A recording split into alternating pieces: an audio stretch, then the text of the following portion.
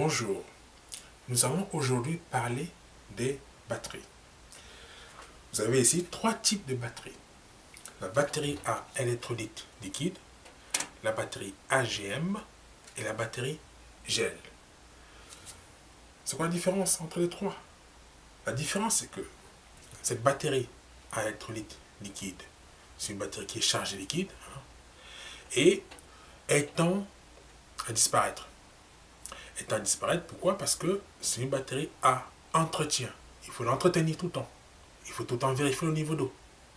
Donc ouvrez là et vérifiez le niveau d'eau. Si le niveau d'eau n'a pas baissé, s'il a baissé, il faut mettre de l'eau déminéralisée pour pouvoir l'équilibrer. Bien.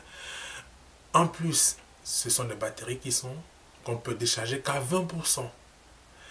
Au-delà de 20%, les plaques se tordent. Et quand les plaques se tordent, la batterie devient de moins en moins performante. Ici, c'est la batterie AGM. La batterie AGM a presque les mêmes caractéristiques que la batterie à électrolyte liquide, sauf que c'est, comme on dit, blindé, c'est fermé. C'est fermé. Et l'autre différence, donc la batterie AGM, l'électrolyte est liquide, il est contenu dans un buvard en fibre de verre qui permettent de comprimer les plaques entre elles.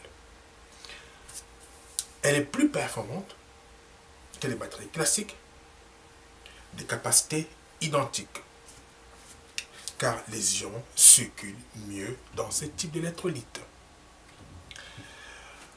L'autre différence par rapport à cette batterie à électrolyte liquide, c'est qu'il n'y a pas de dégagement gazeux, pas de dégagement d'hydrogène. En fait, c'est limité par rapport à cette batterie à électrolyte liquide. Il y a aussi la résistance mécanique des plaques. Elle est plus élevée.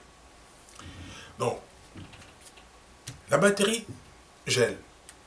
La batterie gel a les mêmes caractéristiques que la batterie AGM, sauf qu'il y a de la silice qui a été ajoutée à l'électrolyte liquide qui se présente maintenant sous forme de gel.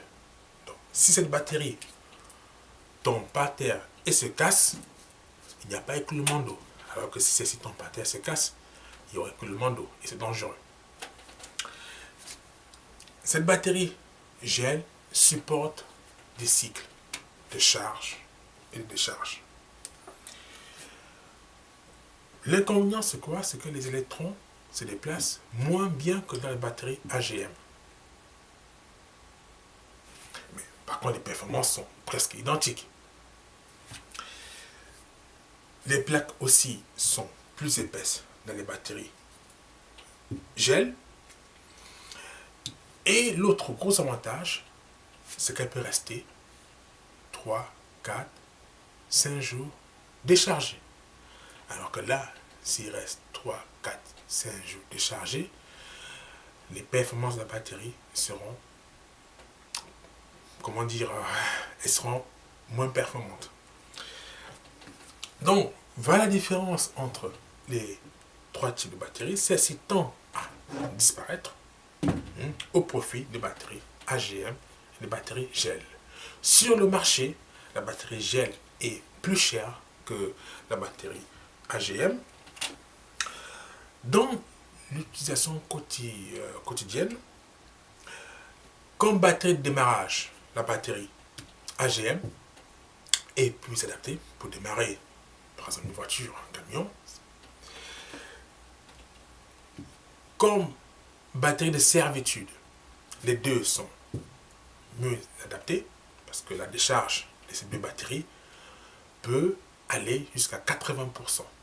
Et lui, il peut jusqu'à 100%, puisqu'elle peut rester déchargée très longtemps. Alors que là, si vous déchargez trop, elle risque de s'abîmer. Pour l'utilisation marine, les deux batteries sont les mieux adaptées. Donc, en conclusion, la batterie la plus adaptée à une utilisation solaire, marine, de servitude, c'est la batterie gel, sauf que ça coûte un peu plus cher. Sinon, la GM, c'est la batterie, je pense, aujourd'hui la plus vendue par rapport aux autres types de batteries. La prochaine fois, on parlera de système solaire photovoltaïque. Quel type de batterie faudra mettre sur les systèmes solaires? Faudra-t-il mettre de l'AGM ou du gel?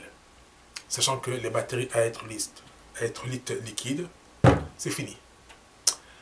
Merci.